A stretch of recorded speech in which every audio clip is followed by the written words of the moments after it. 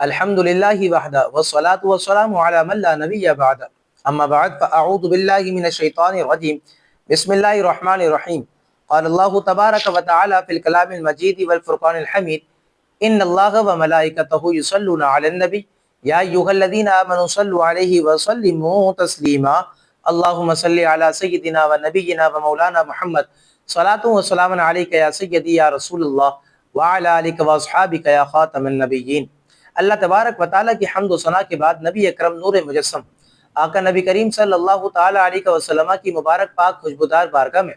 درود و سلام کا ہدیہ پیش کر لینے کے بعد دعا ہے اللہ تبارک و تعالیٰ ہم تمام کو رمضان المبارک کی پرکیف رونقیں بہاریں برکتیں جو ہیں رب العالمین جل وعلا ہم تمام کا مقدر فرمائے، ہم تمام کو عافیت کے ساتھ آنے والے سال مدینہ طیبہ میں رمضان المبارک دیکھنا اور بنانا نصیب فرمائے۔ میرے دوست و بزرگوں، بحمد اللہ تعالی آج ہمارے درس تراویح کی 9ویں نشست ہے کہ جس میں آپ کے سامنے آج حاضر ہونے کا دوبارہ موقع میسر آیا۔ رب العالمین جل وعلا ہماری محنتوں کو اپنی پاک بارگاہ میں قبول و مستجاب فرمائے۔ آج ہمیں سورۃ التوبہ اور سورۃ التوبہ کی جو بقیہ آیت کریمہ ہیں وہ آپ کے سامنے پیش کرنی ہے۔ رب العالمین جل وعلا نے سورۃ التوبہ کی آیت نمبر 108 سورہ توبہ کا تفصیل تعارف تو آپ سن چکے ہیں، ہم گفتگو کرتے ہیں سورہ توبہ کی آیت نمبر 108 پر۔ رب العالمین جل وعلا نے فرمایا کہ لا تقم فیہ ابدا لمسجد اسس علی التقوی من اول یوم احق ان تقوم فیہ رجال یحبون ان یتطہروا واللہ یحب المطہرین۔ رب العالمین جل وعلا نے فرمایا کہ اے حبیب صلی اللہ علیہ وسلم، آپ اس مسجد میں کبھی بھی کھڑے نہ ہو، بے شک وہ مسجد جس کی بنیاد پہلے دن سے ہی پرہیزگاری پر رکھی گئی ہے، وہ مسجد اس حقدار ہے کہ تم اس میں جو ہے وہ تشریف فرما ہو۔ اس میں وہ لوگ ہیں کہ جو خوب پاک ہونا پسند کرتے ہیں، اور اللہ تبارک و تعالیٰ خوب پاک والوں سے جو کہ پاک بندوں سے جو کہ محبت فرماتا ہے۔ تو لمسجد اسس علی التقوی، رب العالمین جل وعلا نے فرمایا کہ بے شک وہ مسجد کہ جس کی بنیاد پہلے دن سے ہی پرہیزگاری پر رکھی گئی۔ اب یہاں پر وہ کون سی مسجد ہے یہ ہمیں ذرا سمجھنا ہے کہ وہ مسجد کہ جس کی بنیاد تقوی پر رکھی گئی، تو مفسرین اکرام ارشاد فرماتے بڑے کیل و کال ہیں، لیکن صحیح قول کے جو اس کے متعلق جو کہ وہ مفسرین اکرام نے ارشاد فرمایا وہ یہ ہے کہ صحیح قول کے مطابق مسجد تقوی مسجد نبوی ہے۔ اب حضور کریم علیہ الصلوۃ والسلام سے سوال کیا گیا، منٹ نوٹ کرو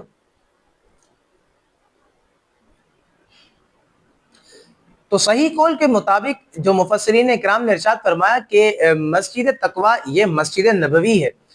اور مسجد نبوی کے بے شمار فضائل جو ہے احادیث کریمہ میں جو ہے یہ وارد ہوئے ہیں۔ یہاں پر رب العالمین جل وعلا کے پیارے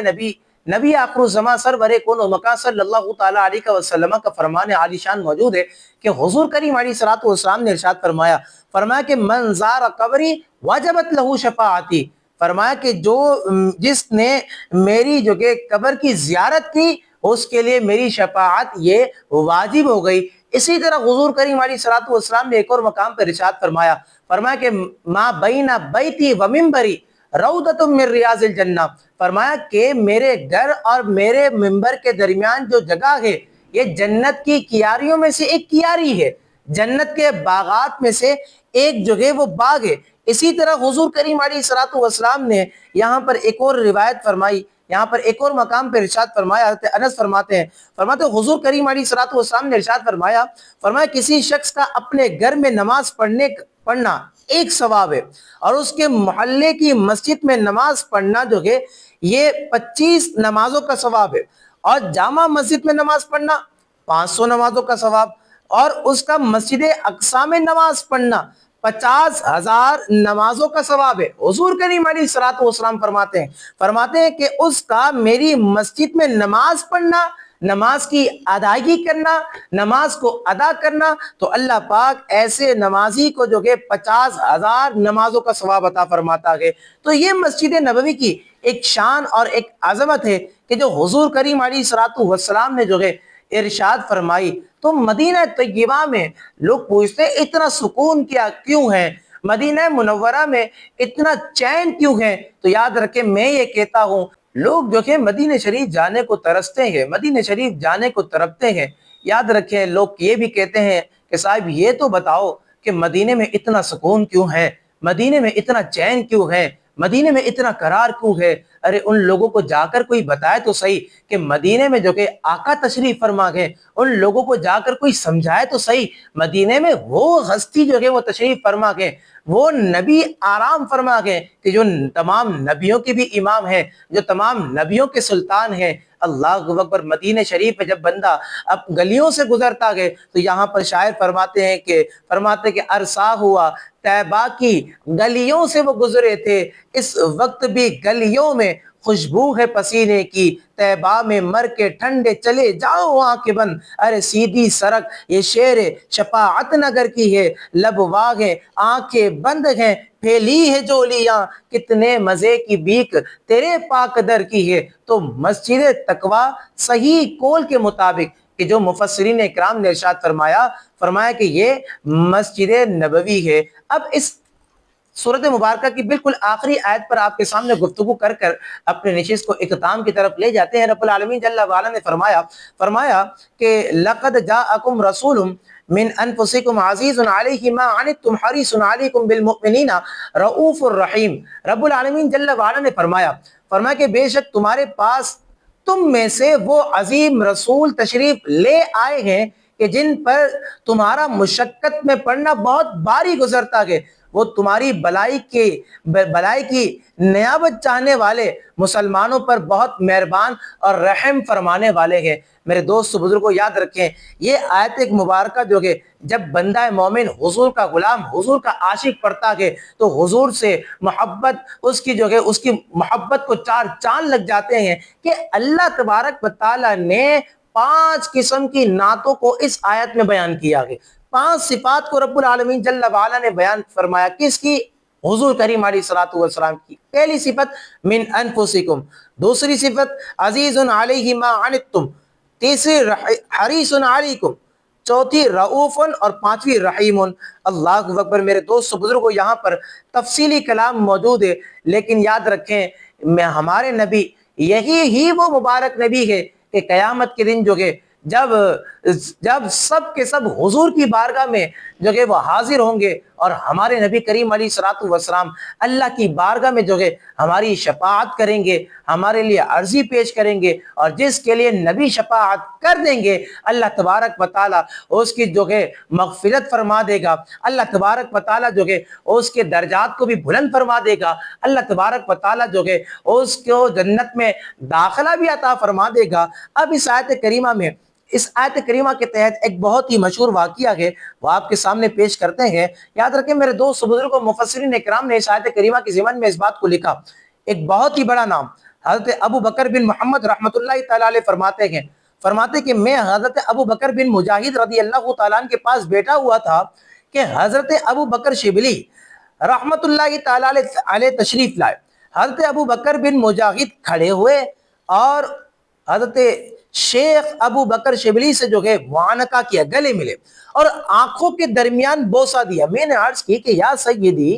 آپ حضرت شبلی کی اس قدر تعظیم کیوں کر رہے ہیں، حالانکہ ان کے بارے میں تو آپ کی اور تمام اہل بغداد کی رائے یہ ہے کہ یہ ابو بکر شبلی تو دیوانے ہیں۔ اللہ اکبر، حضرت آپ نے ایسا کیوں کیا؟ اب حضرت ابو بکر بن مجاہد فرماتے ہیں کہ میں نے ایسا اس لیے کیا ہے کہ جس طرح میں نے رسول کریم علیہ الصلوۃ والسلام کو اس کے ساتھ کرتے ہوئے دیکھا ہے، میں نے خواب میں رسول کریم علیہ الصلوۃ والسلام کی زیارت کی، پھر میں نے دیکھا کہ حضرت شیخ شبلی رحمت اللہ تعالی علیہ جو کہ وہ تشریف لا رہے ہیں، تاجدار رسالت صلی اللہ تعالی علیہ وسلم۔ حضرت شیخ شبلی کو جو ہے جب آپ نے نظر کی، آپ نے ملاحظہ کیا تو آپ جو کہ وہ کھڑے ہوئے اور ان کی آنکھوں کے درمیان حضور کریم علیہ الصلوۃ والسلام نے بوسہ دیا۔ اب وہ کہتے ہیں میں نے عرض کی کہ یا رسول اللہ صلی اللہ علیہ وسلم، آپ حضرت شبلی کو جو ہے اس قدر عزت دے رہے ہیں، وجہ کیا ہے؟ تو حضور کریم علیہ الصلوۃ والسلام نے ارشاد فرمایا یہ وظیفہ ہے، آپ بھی یاد رکھیں، زیارت رسول کا، محبت رسول کا بڑا بہترین وظیفہ۔ حضور کریم علیہ الصلوۃ والسلام نے ارشاد فرمایا کہ میں نے اس کی اس قدر تعظیم اس لیے کی، یہ نماز کے بعد پڑھتا کہ لقد جاءکم رسول من انفسکم عزیز علیہ ما عنتم حریص علیکم بالمؤمنین رؤوف الرحیم، یہ پوری آیت پڑھتا گئے اور اس کے بعد مجھ پر درود پڑھتا گئے، اللہ اکبر۔ تو میں نے اس قدر اس کی تعظیم کی اور اس کی آنکھوں کے درمیان جو ہے میں نے بوسہ دیا۔ اور ایک اور روایت ہے کہ جس میں یہ فرمایا گیا کہ ہر فرض نماز کے بعد، یعنی یہ شخص جو ہے حضرت شبلی ہر فرض نماز کے بعد یہ 2 آیتیں پڑھتا ہے اور اس کے بعد مجھ پر درود بھیجتا ہے اور 3 مرتبہ اس طرح پڑھتا ہے کہ صلی اللہ علیہ یا محمد، اس طرح پڑھتا ہے۔ تو میں نے یہ محبت کا اظہار کیا ہے، میں نے یہ اس کی اس قدر تعظیم اسی وجہ سے کی ہے کہ یہ مجھ سے محبت کرتا ہے، میں اس سے محبت کرتا ہوں۔ تو یہ آیت کریمہ جو ہے حضرت محمد مصطفیٰ کریم صلی اللہ تعالی علیہ وسلم کی نعت کو بیان کرتی ہے۔ ارے جس کی نعت خود عرش کا مالک بیان فرمائے تو پھر ہمارے لیے بھی تو لازم ہے نا کہ ہم اپنے نبی کی نعت کو پڑھیں، ہم اپنے نبی کی شان میں نعت خوانی کا اہتمام کریں، نعتوں سے اپنے لبوں کو سجائیں، اپنی آوازوں کو سجائیں۔ یقیناً یہ برکت والا ذکر ہے، جس مقام پر ہوتا ہے اللہ برکتیں نازل کر دیتا ہے، جس گھر میں ہوتا ہے اللہ برکتیں نازل کر دیتا ہے، ارے جس مکان میں ہوتا ہے اللہ برکتوں کو نازل کر دیتا ہے۔ تو یہ برکت والا ذکر کرنے والے بنے، درود پاک پڑھنے والے بنے، اس آیت کو وظیفے کے طور پر پڑھنے والے بنے، انشاءاللہ تبارک و تعالی خواب میں آپ کو بھی زیارت رسول ہوگی، آپ سے بھی حضور کریم علیہ الصلوۃ والسلام محبت کا اظہار فرمائیں گے۔ یہیں پر آج کی ہم اس نشست کا اختتام کرتے ہیں۔ اللہ تبارک و تعالی آپ کا و میرا حامی و ناصر ہو، وآخر دعوانا ان الحمد للہ رب العالمین۔